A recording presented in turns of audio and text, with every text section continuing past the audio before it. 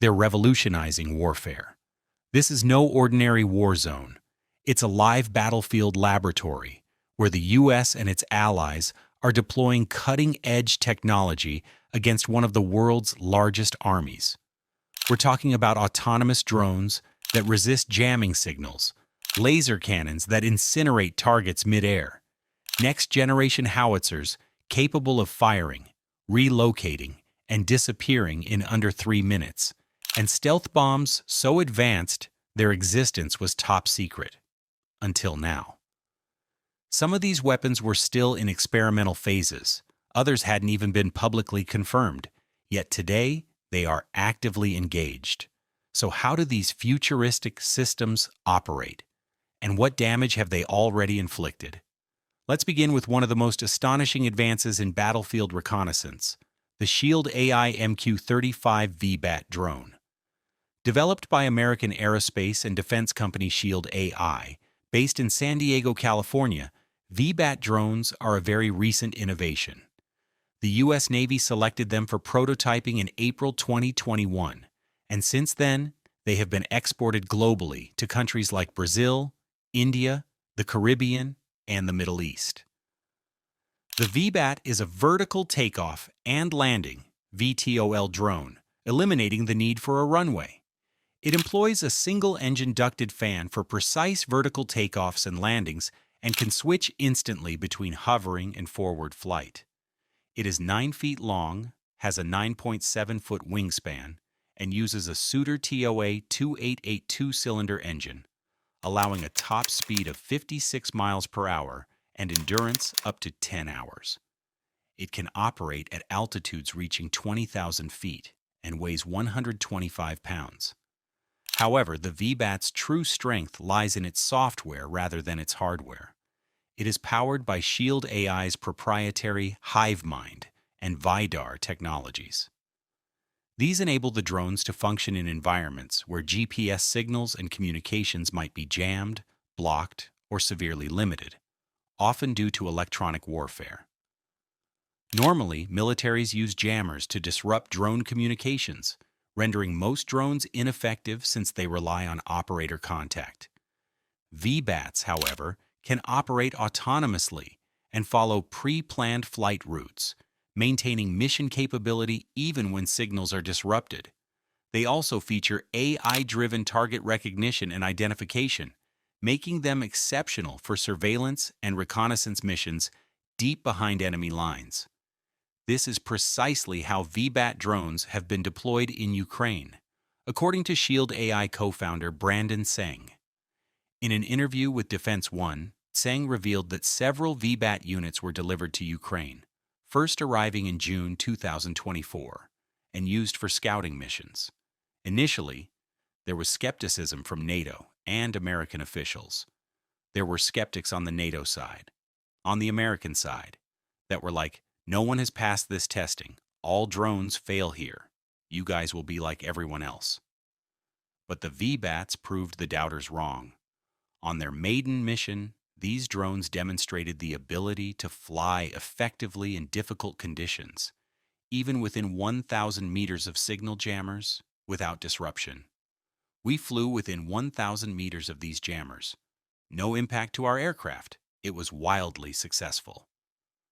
Later that year, in August, Ukraine's armed forces tasked the VBATs with a critical reconnaissance mission near Dnipro.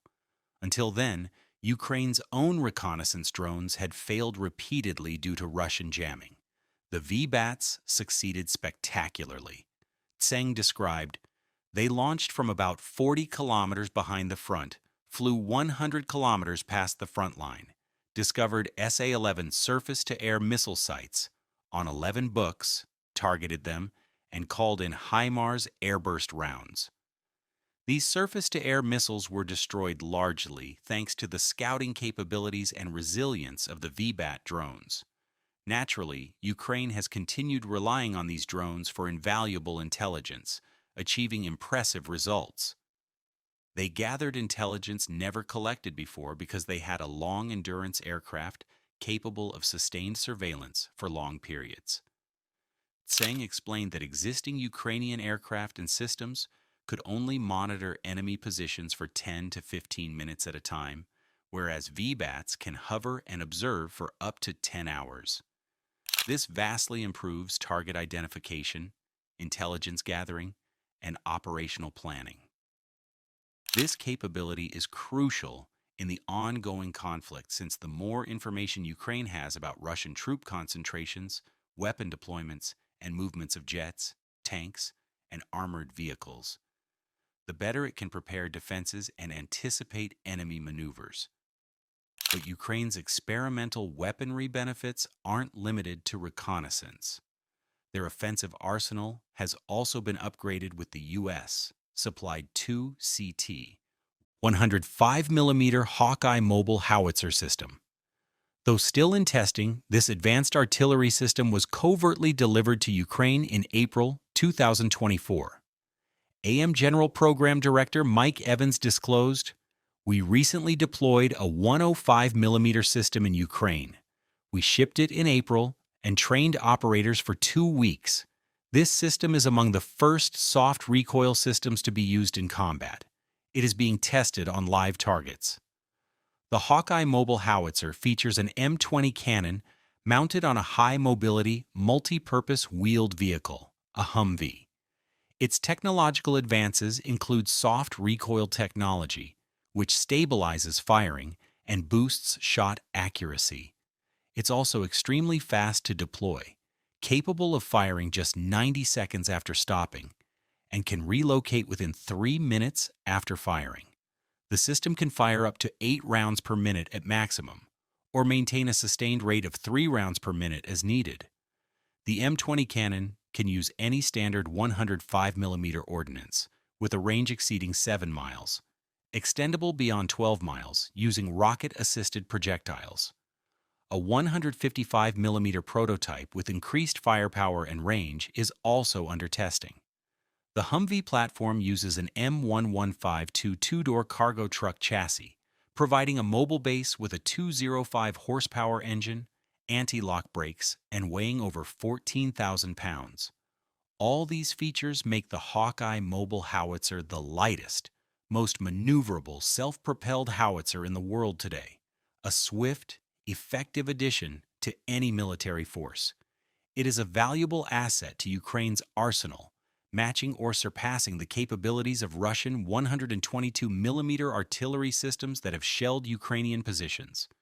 As far as real-world use, at least one unit has been deployed to Ukraine and used in combat, though Ukraine has not publicly disclosed details. Nonetheless, the combination of mobility, firepower, and efficiency likely proves invaluable. The U.S. also benefits since the ongoing Ukrainian deployment provides manufacturers with critical real-world data to refine the Hawkeye system, enhancing its future combat effectiveness. Alongside the Hawkeye, the U.S. has supplied heavier firepower in the form of Joint Direct Attack Munition Extended Range JDAM-ER bombs, significantly boosting Ukraine's airstrike capabilities. JDAM bombs are not new.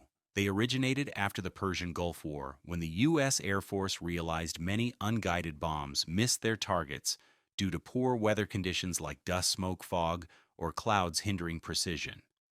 At the time, the Air Force lacked a reliable all-weather precision bomb, prompting research teams in the early 90s to develop a guidance kit converting dumb bombs into GPS-guided precision munitions.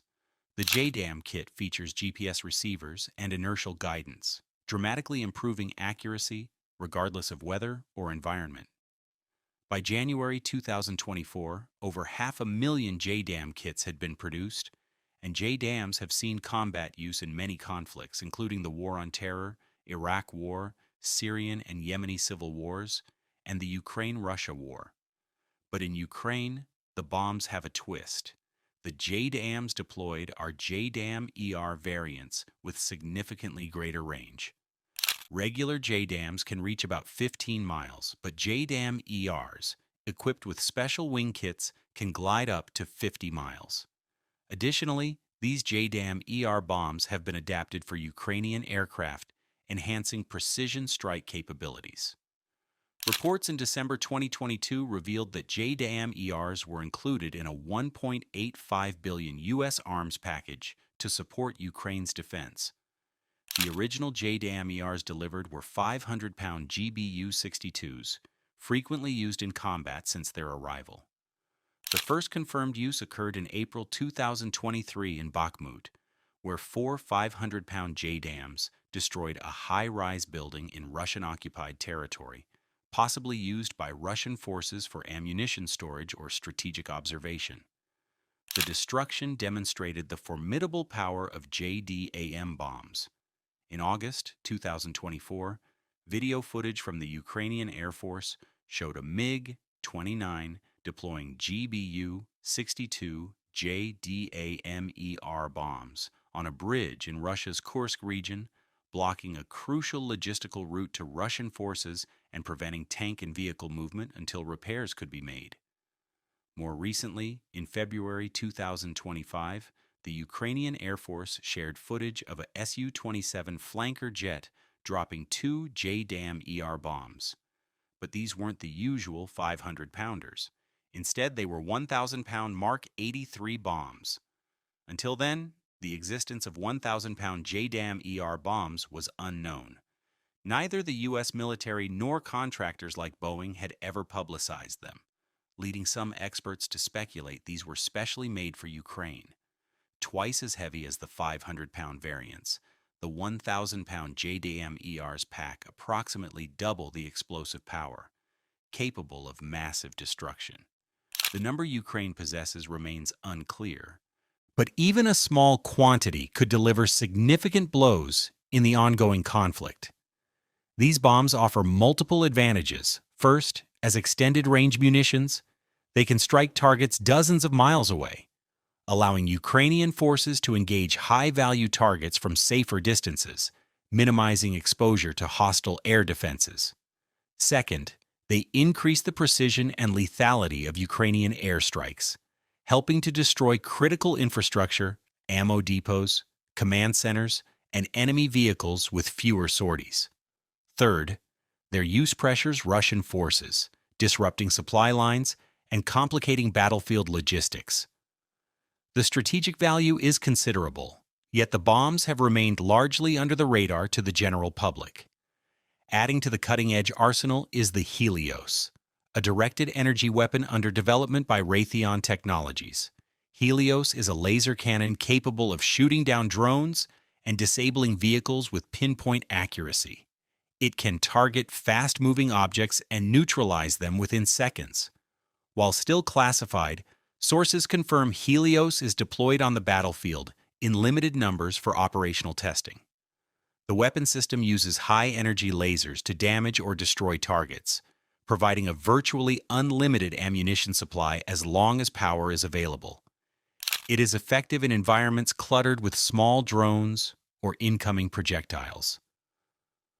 Although there is no open confirmation of Helios use in Ukraine, rumors from the battlefield indicate its presence, particularly near the front lines where drone swarms. However, Ukraine is not just relying on its allies to supply experimental or groundbreaking weapons and technologies. Even while dealing with near-constant bombardment across the length and breadth of its land and fending off wave after wave of Russian attacks. To be more precise, Ukraine has developed and deployed its own air defense laser system, known as the JDAM-ER system, which is capable of combating all sorts of aerial threats including drones, helicopters, aircraft, and cruise missiles fired by Russian forces. Ukraine first confirmed the creation of this system in late 2024, with Colonel Vadim Sukharevsky, commander of the Unmanned Systems Forces, stating, "We can confirm that Ukraine is, if I'm not mistaken, the 5th country to possess such a laser." Little is known about how it was made or who by, though the system's name, JDAM-ER, has strong connotations to the trident national symbol of Ukraine, suggesting that it was a domestic innovation. Not long after announcing the system, Ukraine showed it off for the very first time at the European Defense Industry Prospects for Cooperation with the Ukrainian Defense Industry Conference, which took place in early 2025. Various video clips showed the laser in action, and numerous statistics were provided, revealing in-depth details about its potential and technical capabilities.